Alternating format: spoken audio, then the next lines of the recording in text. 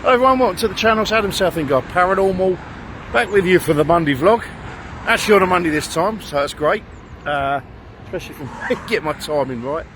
I'm actually up in Rettendon at the moment, strangely enough. I've been here a couple of times recently. Basically I'm actually working at the moment, but my clients are currently in here. This is what used to be the Wheatsheaf pub. And if I scan around there, you could, I'll try and walk over a bit. I know it's in reverse, but that actually says the Wheatsheaf Centre. But this is now a Turkish restaurant called Taz. And I'm led to believe the food in here is really good. I've not tried it myself yet, but there's always a first. So yeah, I've just thought I'd do it while I'm here, just in kind of acts really. Now obviously you've had time to see the Billy Jasper and Mr. D stuff. As I said in the bonus bit of material on Sunday, I don't think I can really take that any further. There's debates going on about them actually being there in the first place and so on. I'm pretty much done with the Billy Jasper argument. I've proved you can get across those fields and back again in 40 minutes. Alright, even at a leisurely pace and having to walk around a lake. Alright, it's done, we can do it. Billy Jasper in his statements to the police, or actually he brought the police out here, and I've done that route, I've followed it. He was able to describe landmarks on the way to Southwood and Ferris, so I've done that. So to me, as far as those bits go, they're pretty accurate statements. As for the rest of it, that I can't say. But those bits alone, I've been able to show were accurate responses. So, yeah, as I said on last Thursday and Sunday, I'm not going to go over any more old ground now. That's it. It's pretty much all I can do. Unless any new information comes to light about Billy Jasper that I can share, then I will do, but I'm going to leave that one as it is. I do have more work to do on it. What I'm going to do next is look at the timelines of Tucker, Tate and Rolfe, both as individuals on that last day and when they were all together. So that's going to be my next thing, and then I'm going to look at Darren Nichols in more detail, have a look at the psychology of Nichols, and see what conclusions we can draw from that. You know, and I've done the paranormal bits twice now. There will be a third one coming up, just sort of sorting out the right people to be there. I want to try and keep the numbers down and the more somber affair.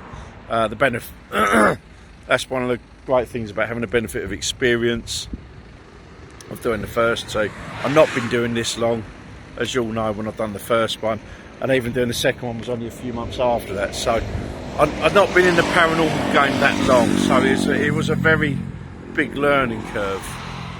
Now with a few years under my belt, I kind of know what I want. I know much more how I'd like the third one to proceed. So there's going to be that. Yeah. And that, to me, that'll be the Rettendon stuff done. It's going to be I'm going to look at the timelines in detail, and it would also include along the lines of other sightings of all three. At different places, which wasn't included in the main brief for the courts, police, etc., was ignored. I'm going to look at them as well, and then we'll look at the psychology of Darren Nichols and see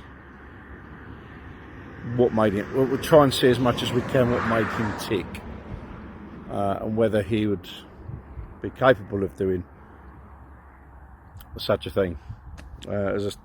As you know, if you've watched my first two paranormal events, the finger was pointed at Darren, so we're going to look at we're going to get as much as we can about him as a person. All right, so yeah, that's where we are with it. I still haven't had time to get out and record any new content. That sort of ate quite a bit into my time last week, and there's also working on the shakedown again from Refresh. So I've kind of had my time eaten into a lot over the past week. I'm going to try and get and do some recording. I'm going to try and do something new in the next couple of weeks.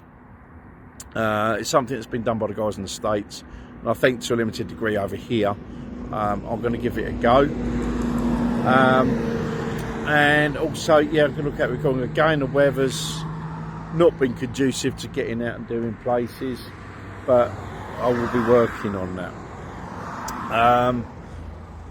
The content this week, I'm not going to put anything out on Thursday. As I say, last week it's taken quite a lot out of me, so I'm going to leave it this week. I have got material on my computer that I'm currently editing. It was just such a rush to get both the Rettendon bits out that I concentrated on them and getting them done and out in due course. So yeah, this Thursday there won't be any content, but there will be for the following week, because it will give me time to edit on what I still have available on my PC. Right, so that just leaves me to do the book review. Now, this one here is called Paths, all right, and it is a true story by Lee Mayo. Those of you who already know Lee, I don't know further introduction. Those that don't, Lee is the guy on, or one of the chaps on Liquid Bullet Productionz. I'll drop the link below for their YouTube channel.